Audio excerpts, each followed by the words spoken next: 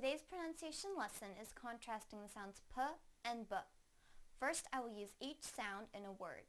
Then, I will put the words into a sentence so that you can hear them, together with contextual clues. Please listen closely to the differences in the sounds. First, the p sound in the word pie, pie, pie. Now the b sound in the word buy, buy, buy. Now I will use them both in a sentence.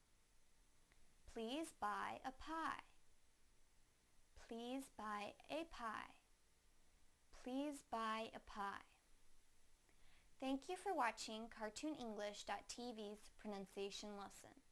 Come visit our website for free lessons, games, and chat. Bye!